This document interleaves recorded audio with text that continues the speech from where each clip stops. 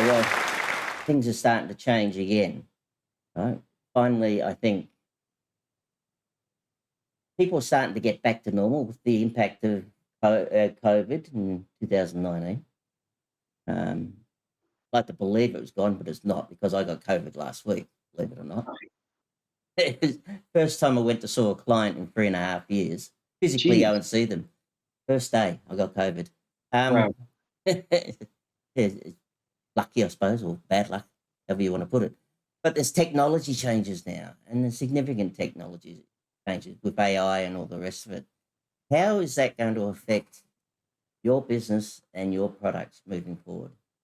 Look, it's been an absolute mind-boggling uplift. And I've been very fortunate. I'm actually an advisor on a number of boards that are getting into the AI space. Young Australian businesses that are now trailblazing in the UK and potentially US very shortly as well. These are all AI businesses that look at pavements to underground pipes through to underground marine infrastructure, and now even facilities with drones and open space assets.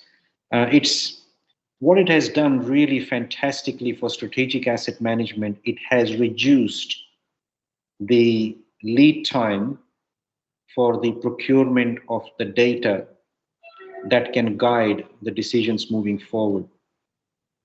And it has reduced significantly the reliance on foot soldiers, particularly in areas where the foot soldiers couldn't get into.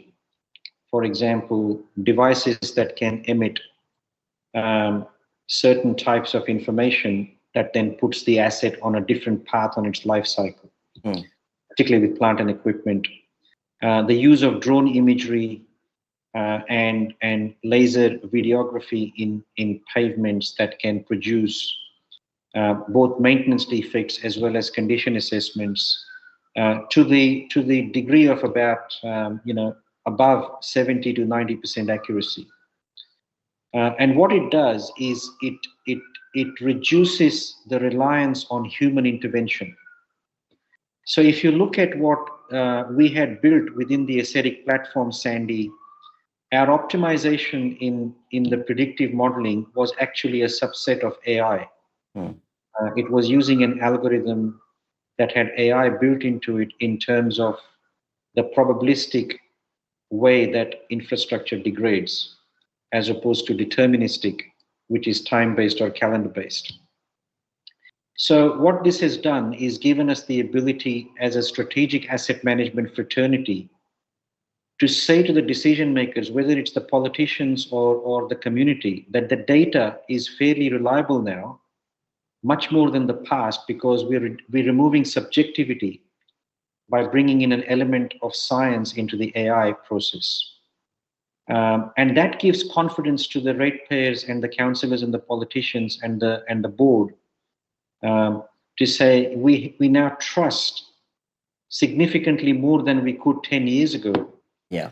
Outputs coming out of the platform because it's based on sound scientific evidence. So I think AI is going to be phenomenally game-changing.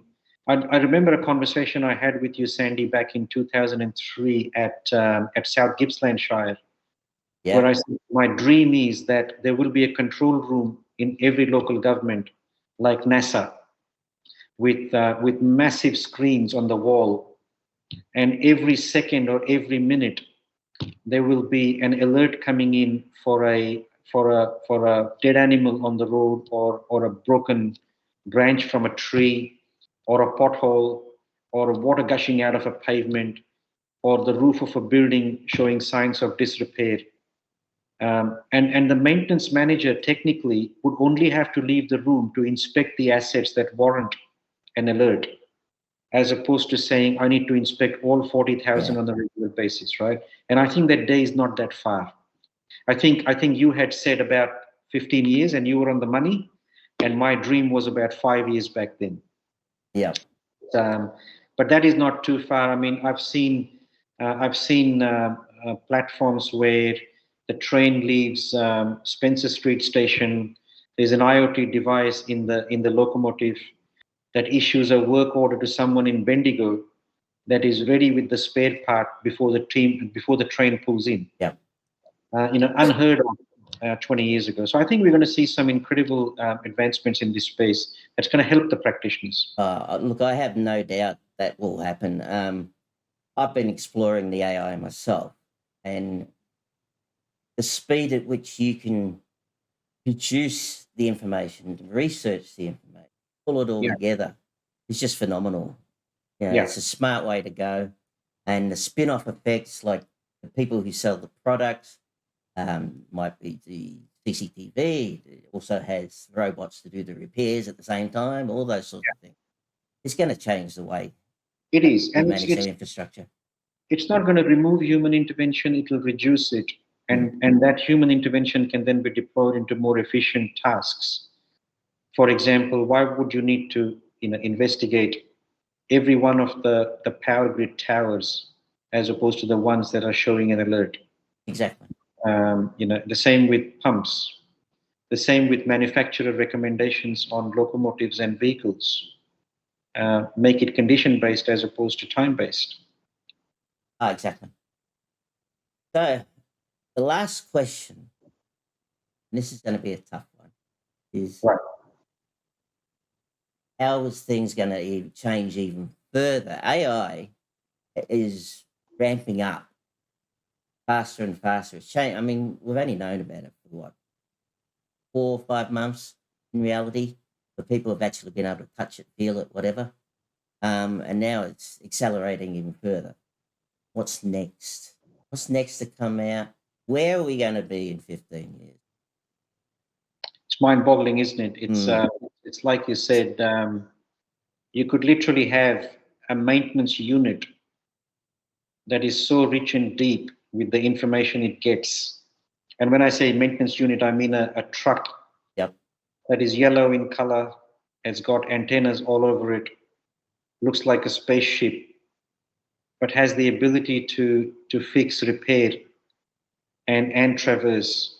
And no different to robots in facilities and buildings and underground pipe inspections with CCTV. So the end game is still the same, which is how can I fix it better and faster, and how can I do it for the lowest cost. But the scenarios that we currently can see are still a fairly coarse band. Yep. And I think AI is going to make those bands even finer. And what we can unlock out of that in terms of savings, even if it saves 5 lives a year, if not 500, if it saves $5 billion a year in terms of catastrophic maintenance, or if it can help us make better decisions from a climate change perspective. For example, 70% of the infrastructure we are going to use is not even built yet.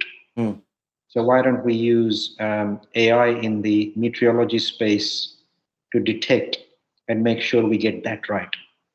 The possibilities are endless, but that dream dashboard is very, very close to happening. No, I agree. I just find it amazing. I mean, we're going to have people who are going to have jobs next year which didn't exist this year. I mean, we talked about, in the past where that's happened, but it's happening that quick now, and the changes are phenomenal. Yeah. We're all worried about our jobs, but we shouldn't be, because the next job is just around the corner. It's going to be richer for you at the end of the day. So with that, I'd like to say thank you. Thank you for your time. Enjoyed this video? Press the like button and subscribe.